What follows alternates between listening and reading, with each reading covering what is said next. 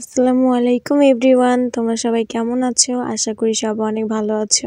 অমর 21শে ফেব্রুয়ারি আন্তর্জাতিক মাতৃভাষা দিবস উপলক্ষে এবারেও 5 দিনব্যাপী 32তম বইমেলার আয়োজন করা হয়েছে। আয়োজনে আমরা কয়েকজন স্পোর্টিং ক্লাব বাগাতিপাড়া নাটোর। তো আমরা সবাই মিলে মেলাতে গিয়েছিলাম। মেলাতে কি আছে চলো তোমাদের সাথেও শেয়ার করি। So let's go. গেট থেকে ঢুকতে ভিতরে সামনের দিকে আসলে তোমরা এখানে দেখতে পাবা অনেক ধরনের খাবারের স্টল রয়েছে। এখানে তোমরা অনেক ধরনের খাবার পেয়ে যাবে। আর এইখানে দেখো একটা শিক্ষিত ভাজা নামে স্টল দিয়েছে। স্টলটির নামটি তিনি আনকমন রেখেছে, এতে মানুষের কৌতূহল জাগবে। ব্যাপারটা বেশ ভালোই। আজকে আমি মেলায় গিয়েছিলাম শাড়ি পরে, আর শাড়ি পরতে আমার অনেক ভালো লাগে। আর আমার মতো হয়তো সব মেয়েরাই শাড়ি পরতে পছন্দ করে। আর মেলার ভিতরে ঢুকতে এখানে প্রথমেই ছিল বাচ্চাদের খেলনার স্টল। আর বই মেলা মানেই তো বইয়ের স্টল। বই নিজে পড়ুন আর বই প্রিয়জনকে উপহার দিন। বই আনন্দের প্রতীক, বই জ্ঞানের প্রতীক। বই নিজে পড়ুন, বই অন্যজনকে উপহার দিন। তো এই পাশে আমি ঘুরে ঘুরে সবগুলো স্টল দেখতেছিলাম আর ভিডিও করতেছিলাম। আর এখানে আমাদের এলাকার অনেক পরিচিত ফ্রেন্ডরা বইয়ের স্টল দিয়েছে। তো এখানে আমি বই দেখতেছিলাম, আর আমরা একসাথে পড়াশোনা করি এরকম অনেক ফ্রেন্ডরা এখানে স্টল দিয়েছে বইয়ের।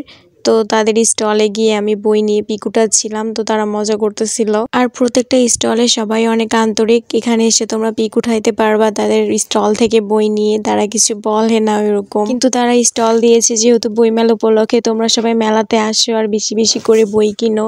তো এখন আমি সামনের দিকে যাচ্ছি, আর এখানে আসলে তোমরা বিভিন্ন ধরনের ফুলের গাছ পাবা। আর ফুলগুলো মাশাআল্লাহ অনেক সুন্দর। এখানে গোলাপ গাছ থেকে শুরু করে বিভিন্ন ধরনের গাছ রয়েছে। তো তোমরা এখানে এসে ফুলের গাছও কিনতে পারবা, দামাদামি করে কিনে নিতে পারবা।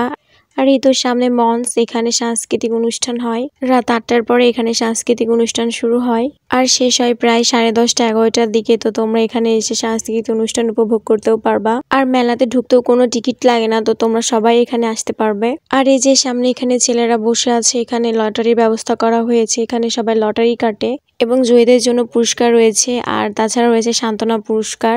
আর মেলা শেষের দিন রয়েছে বিনামূল্যে বই বিতরণ অনুষ্ঠান। তোমরা চাইলেও অংশগ্রহণ করতে পারো। তো এখন আমি সামনের দিকে যাব। তো ওইদিকে গিয়ে দেখা যাক ওইদিকে কয় ধরনের স্টল দিয়েছে। তো এখন আমি মঞ্চের এই সাইডের দিকে আসলাম, আর এখানে আসতে প্রথমেই কিছু খাবারের স্টল ছিল।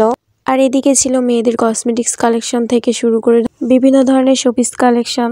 আর এখানে এসে সেগুলো আমি দেখতেছিলাম। এখানে বেশ কিছু গর্জিয়াস চুড়ি কালেকশন ছিল। আর মেলাতে এই সব ধরনের কালেকশন তো থাকবেই মাস্ট। আর তোমরা মেলাতে আসলে তোমাদের নিত্য প্রয়োজনীয় অনেক ধরনের জিনিসই পেয়ে যাবে এখানে। আর এখানে আমি ঘুরে ঘুরে মেলার সবগুলো স্টলই দেখতেছিলাম। তো এদিকে আমি সামনে আসলাম, আর এখানে এসে বিভিন্ন ধরনের মাস্ক কালেকশন দেখলাম। আর আগে তো মানুষ সেরকম মাস্ক ইউজ করতো না, করোনা আসার পর থেকে মাস্কের অনেক ব্যবহার বেড়ে গেছে।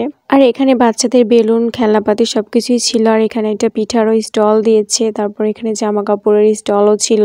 আর এখানে এক পরিচিত ছোট আপু চুড়ির স্টল দিয়েছিল। এগুলো তার নিজের হাতে বানানো চুড়ি, আর জোড়া ছিল 150 টাকা করে। আর নিজে হাতে কিছু তৈরি করা এটা অনেক ভালো লাগার একটা ব্যাপার। তারপর এখানে আরো একটা জামা কাপড়ের স্টল ছিল, বইয়ের স্টল ছিল। তো আমি সবগুলো স্টলে ঘুরে ঘুরে দেখলাম। তোমরা যারা ঘুরতে পছন্দ করো চাইলেই তোমরা আসতে পারো আর মেলার আনন্দ উপভোগ করতে পারো।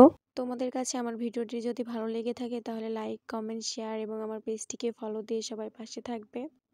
আর তোমরা সবাই ভালো থেকো। আজকের ভিডিওটা এই পর্যন্তই। আল্লাহ হাফেজ।